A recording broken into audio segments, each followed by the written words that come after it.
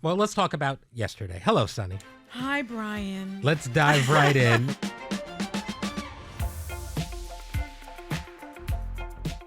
So you said on the show today that you didn't watch Trump's second inauguration and you protected your peace. Yeah. But let's get your reaction to a few things that happened yesterday, if we can. Okay. On the show today, you called out the hypocrisy of having Trump be inaugurated on the same day that we commemorate Martin Luther King Jr. That's what struck me. Yeah, the I mean, most, it's Jan actually. 20th, the unfortunate lining up of dates here between Martin Luther King Day and the inauguration of Trump. I mean, maybe I got too cerebral about it. Maybe I was too in my head about it. But I just started thinking, my goodness, someone who has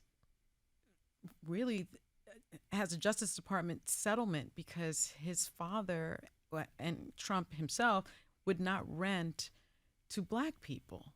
Someone who did all this stuff with the Central Park Five, and called for their execution and continued to do so even when they were exonerated. And the things he said about Haitians eating the pets and the dogs and the cats, and black jobs and black dismantling friend, DEI on, with an executive order on that day. And dismantling DEI especially. It just struck me as so unjust. I know that's all that I kept on thinking about. Yeah. I know we also talked on the show today about how people like Snoop Dogg and Nelly performed at the inauguration parties. And I guess they technically were, I think Snoop was at a crypto event before, but it was a Trump-centered event. It was. It was a little surprising. What did you... Look, I like him. Yeah, I like Snoop too. He's a friend to the show. I like him personally. He's my birthday twin. We're both born on October 20th. That's a sacred bond. I remember when he came here. He's been here a couple times, but he invited me into his dressing room. Nice guy. I wouldn't have felt this way if he had not spoken up in 2017. And he even said things like, I've never voted before, but I'm going to vote because I want Trump out of office. It just seems to me if he did it for the money, Snoop has a lot of money. I mean, when is enough, right? Maybe never, but it just didn't feel good. It didn't feel right. It was certainly surprising. Especially because I know him, and I think he's a principled person and a kind person, and really an icon for the Black community in many respects. And so that it struck me. It bothered me actually quite a bit. We'll see if he talks more about it after this. I would love him to, and I would love for him to come back on the show and talk about it. Yeah, that'd be great. That'd be great. What do you make of those that say they're just getting paid and that's what the job is? I understand the argument. Yeah. I understand the argument. I mean, Reba McEntire came on and she said that. I don't talk politics. Dolly Parton for a long time also, she doesn't really talk politics, but she's also been a little bit more vocal in terms of her actions as opposed to her words. So I have no problem with people, performing. Carrie Underwood performed and said, listen, it's not political for me. I love my country. And so maybe Snoop and Nelly, they love their country too. I just think that it's a bit different when you have spoken out against someone and you also represent a community that is being oppressed and continues to be oppressed by this man's policies and administration. It does seem like it's a different climate than it was in the first term, though, because you'd have people with a team would win the Super Bowl, and there'd be a discussion of who's going to go to the White House. And I guess that happens in Democratic White Houses too, where people on the other side feel that way. But it doesn't feel. It feels like now. People, I guess it's the normalization of it. It's a second term, and it's just what it is. But I refuse to normalize this. This is abnormal by anyone's account. I was reading an article, and I can't remember what it was, but it's sort of called this hyper normalization. There's a term for it, and some scientists have studied it. In that you find this cognitive dissonance, right? You don't understand what's going on. Like, is everyone seeing what I'm seeing, and why is everyone normalizing it? You feel gaslit a little. You feel gaslit. And I think a lot of people are in that place of hyper normalization. That is not to be confused with normalizing this administration or this president. This is unheard of. He's the only person that has ever been the president of the United States that's a convicted felon. Yeah. I mean, this is a different type of guy. Well, speaking of which, there was a proclamation that he signed last night, one of his many executive orders and such, pardoning January 6th Capitol rioters, even those who violently attacked police officers. Yeah. You're a former federal prosecutor. Yeah. I have to imagine this doesn't sit particularly well with you. It doesn't. I mean, you have to also understand that I think there were about 1,500 prosecutions, right? And you don't know what goes into that. To make a federal case against someone, it's really hard work, and you don't get paid a lot of money. There were federal prosecutors that volunteered from other offices to make sure that the U.S. Attorney's Office in D.C., which is where I prosecuted cases, wasn't overwhelmed and was supported. And one of those prosecutors who prosecuted the cases has said it felt like a gut punch. And it feels like a gut punch to me, and I haven't been in that role for a long time. You know, does the rule of law not matter anymore? And I've spent my life abiding by the rule of law, so I'm really dumbfounded. Not so much at the pardons of the folks that were nonviolent, but at the pardon of those that attacked law enforcement officers, and also by the Republican senators or Congress people that were cowering in fear from from these crowds and were protected by some of those officers. You know, remember Harry? Yeah. I mean, I reached out to Harry, and he's dumbfounded. Were you surprised or no? I mean, was surprised. I was surprised that he would pardon those that had assaulted police officers when he claims to be the law and order president. Yes, but what doesn't surprise me is his interest in erasing history. Now, the response from people when you hold them to this, who are Trump supporters that I've heard is, and he said a version of this too, well, they've done their time and people have no problem with no bail and murderers getting let out after 2 days and things like that. And how do you reconcile that argument? Well, I have a problem with people getting out, so I don't have to reconcile that argument. I don't agree with that argument. Right. You do the crime, you do the time. It's that simple. You get found guilty by a jury of your peers. You get your appeals, and if they're unsuccessful, you serve time. Well, it has to be, listen, so these 1,500 people that have obviously made some poor decisions. The Proud Boys, the Oath Keepers, I mean, that's pretty significant. It is. When he now, I think, in retrospect, think about when he said stand by. Right. Yeah. To those. Stand back and stand by to that group of people. Did he mean that? Yes, he did. He was signaling. And now will he bear responsibility for what they do moving forward, these people that he let out of jail? He never will. He never will. I was reading that one man turned his own father in, and now he's living in fear that his father will come and harm him. Oh, I hope not. This is the world that we're living in, but I refuse to normalize it. Now, on the other side, there was the Biden pardons, and a lot of people were worked up about this. Many are pointing to the idea that Biden issuing pardons as he left office kind of removes the high ground for talking about what Trump did. What did you make of him pardoning his family and other retribution targets like the Jan 6 committee? He had to, because Donald Trump is a vengeful man. We all know that. We learned it the first time around. We learned it again. He's, if he says he's going to target someone, he is going to do it. And if you have the power to protect your child or your sister or your brother-in-law, then you do it. And I don't think that argument holds a lot of water, because the very next day or a few hours later, he turns around and pardons people that attacked police officers. Yeah. So, they can go away with this high ground argument. I don't even think Michelle Obama believes that anymore. When they go low, we go high. It doesn't work. I'd be curious to hear her say now. It doesn't work. Yeah. You have to meet energy with energy. Do you think there is any implication of guilt towards his family at all, or you think this is just that's a complete... not. These are preemptive pardons, and I think people are missing the point there. There's no indication of guilt, and certainly it actually with the Jan 6 committee. I just people were surprised when he named members of his family. It says it in the pardon. There's no indication of guilt here. It's not an admission of guilt.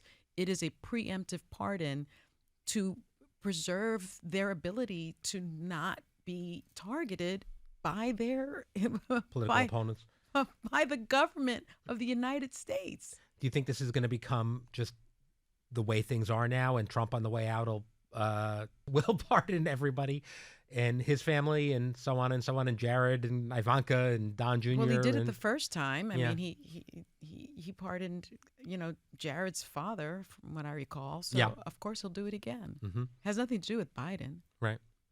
All right. Well, Trump also moved swiftly on two other things here. He, as we mentioned, made anti-DEI federal policy official, and he moved to make two genders the official standpoint of the government, which really shocking to hear. What do you think the impact of that will be?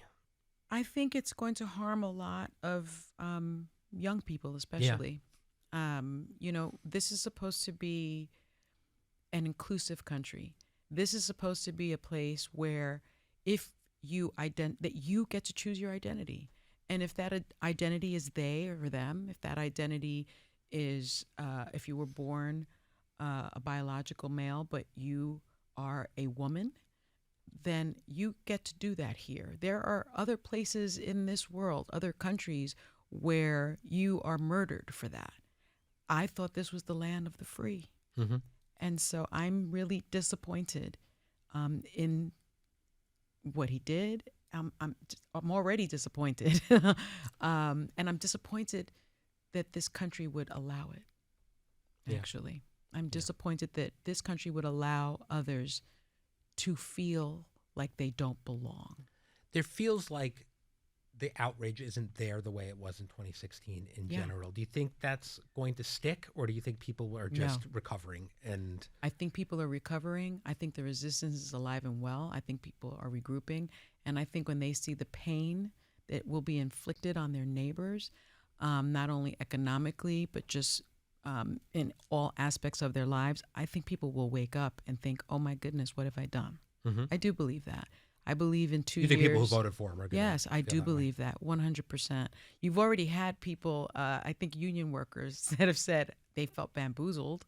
You were. And unfortunately, I think over the next 2 years at least, we're going to see a lot of, I just think, pain. There's people who think that the reason he's announcing so many things at once is so everyone kind of gets overwhelmed by it and can't go through these things one by one. We're going to go through I'm sure the view was going to go through all of it.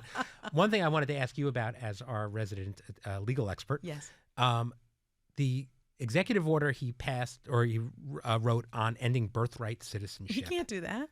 This is immediate. This seems to be completely, and I have no idea about anything. It's in the Constitution. It seems to run directly across the Constitution. When you take the oath of the office of the president, you take the oath to uphold the Constitution. Just like I was a federal prosecutor, I took an oath to uphold the Constitution. You can't uphold the Constitution by trying to gut one of the constitutional amendments. This is the 14th Amendment. It's enshrined in the document. Right. So he can't do it. For people who don't know, this is something that says that if you're born in America, you're an American citizen. Yes. This is pretty he essential. Can't do it. Right. And can he, as he is promising to do, if that child's mother is undocumented or father is undocumented, can he try to deport them? Yes. But that child is an American citizen if that child is born on American soil. So we have to assume there'll be legal challenges immediately. I'm sure they've already started. The Supreme Court, I can't imagine that they would even hear this. There's no constitutional question here. All right. Well, we'll find out, I'm sure. But, I hope if they hear it, yeah, I will be horrified.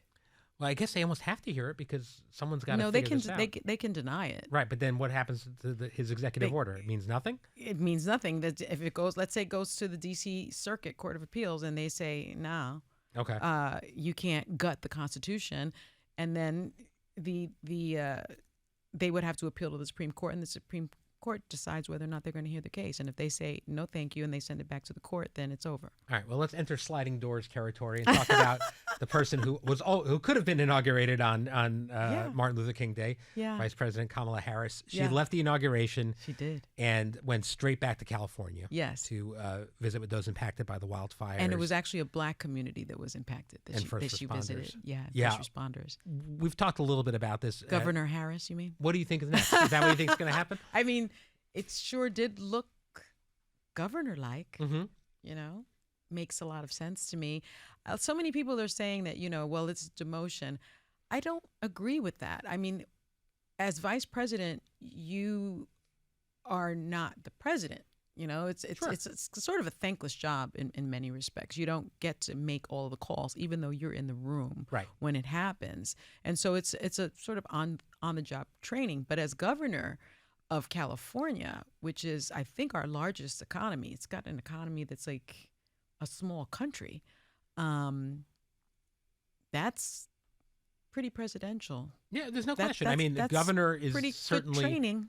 Is certainly considered one of the best training for executive authority. Yeah, I like it. Yeah. So you think? I mean, I think a lot of people expected that maybe after losing, she would just kind of fade away, and it doesn't seem like that's the case. She's got a lot in her. Yeah, that's interesting. She's got a bright future, in my opinion. All right. Before we go, we have a question for you. Okay. This is from Emanuel in Texas. Okay. They ask. My husband's name's Emanuel. Yeah, there you go. Mm-hmm. I am a 21-year-old first-generation Mexican-American. Mm-hmm. I'm going to start law school next year. Oh. What advice can Sonny give me to be successful in law school as someone who is a first-generation student? That's a great question. I was a first-generation student as well. And I would say do research, because unlike some of the people that you will be going to school with who have mothers and fathers that are lawyers, you don't have family members or even other lawyers that you can turn to when you have questions. So do your research. Feel free to reach out to me on my website. I'll answer any questions you have. And I also think you've got to really, really work very hard. The first year is the hardest year, and it determines sort of the trajectory of your career. If you do well the first year, you get a great job in the summer, and then the second year, you generally get that job again. Mm-hmm. And then the third year is your job offer, right? And so if you don't do well the first year and you don't get great training during the summer, it's a little difficult to rebound from that, and it's unfortunate. And in law school, you only get, I'm pretty sure this is still the case because I taught at Pace Law School, you get one shot at it. Every class you get one exam, and that's it. So it's not like you're handing in a lot of papers and stuff like that, which means you've got to be ready on day one. Mm-hmm. If you haven't read 50 pages in to your case study books on the first day, you're already behind. All right, so start strong. Work hard, start strong, and finish through, and ask for help. All right. And research. Good lessons in general, I think. Thank you for joining me today, Sonny. Thank you. Tomorrow, I'll be back with Joy Behar, and we'll see you then.